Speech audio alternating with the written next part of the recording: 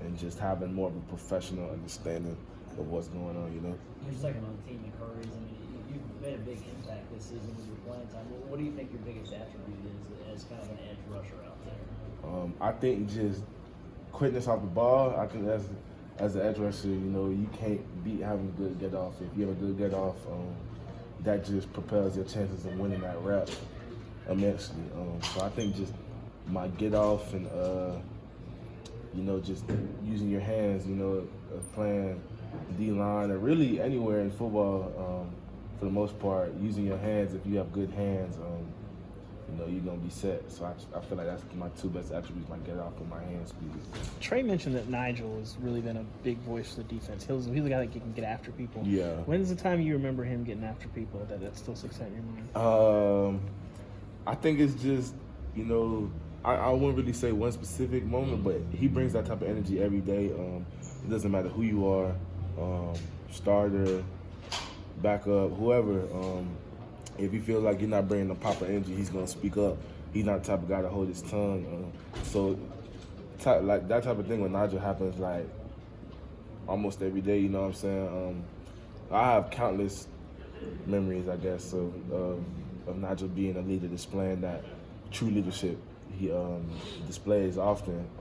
I feel like that's just a natural ability that people have being a leader. You can't really teach that, and he's one of those guys that just has that leading ability. So who else on the defense kind of does that? Guys like Batuli, guys like DT, Nigel. I would include myself in there. You know, I just feel like, you know, you can lead with your words and your play. So it's different types of leaders. So, you know, it's certain guys that bring both sides of the spectrum to the table. You know, so. What did you really feel like you had kind of a role and a spot in this defense? I always knew that I could bring something to the table. I feel like just after the spring and going through fall camp and all of that, when I started to actually understand outside linebacker and what goes on with it, I knew that I could make a mark in this team. I just knew that I had to be consistent doing it, and that's what I continue to work on every day is consistency. So I already knew that once I stepped that up, that I would be able to, you know, make my mark on the defense. So. Was there a conversation with Coach Rump or maybe a play early in the season that you could say, okay, these guys trust me? And it's really countless conversations. I got to credit Coach Rump and Coach Pruitt and just all of the coaches. They've displayed a lot of trust in me. Like once I've earned it, you know what I'm saying. Trust isn't given, it's earned. So I had to earn it. But once I did earn it, and they showing me certain little signs of trust, it feels great to know that they have confidence in me, because that brings more confidence on my side of the spectrum as well. So you said you have a better understanding of the defense now. Can you think of any specific plays this season you've made that came as a result of something you recognized that in the past you probably wouldn't have?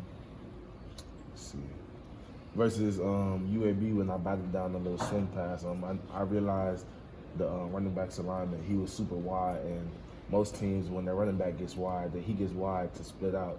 You know, they call it split out to get out. So I noticed the alignment of the running back, and I just figured that he was either gonna go for a flare pass or a wheel or something like that, and I kind of just used my instincts and played off of it. You know what I'm saying, and just made a play. I really wish I would have intercepted it, honestly. Is that a general principle or something you saw specifically on UAB tape?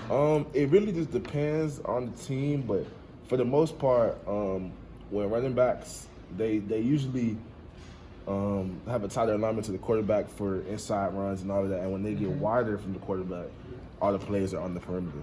So it really, I guess you could say it depends on the team, but for the most part, it's pretty much similar. Have you seen any teams that buck that trend? There are certain teams that'll split the running back out and keep him in to 7-man protect. I don't know if I can think of any off the top, but it's just certain things that different coordinators do to mess with you. You know, I don't think I could name any off the top. Maybe Alabama, they do a good job lining their running back outside, and they do tag mag play. They pull tackle and a guard, little things like that. Mhm. But, yeah, that's about it for I would say. One more for Kivon. Your dad was a pretty good player. Are you getting tips from him? Is he kind of judging, or is he not? Can he kind of stay away from that stuff about your play? Really, it's more just like little things like pad level, reminding me to have a consistent get off, things like that. He doesn't really. We never like watch film together, anything like that. He really tends to stay away from what I do football wise, unless I specifically ask him about something. So. Thanks.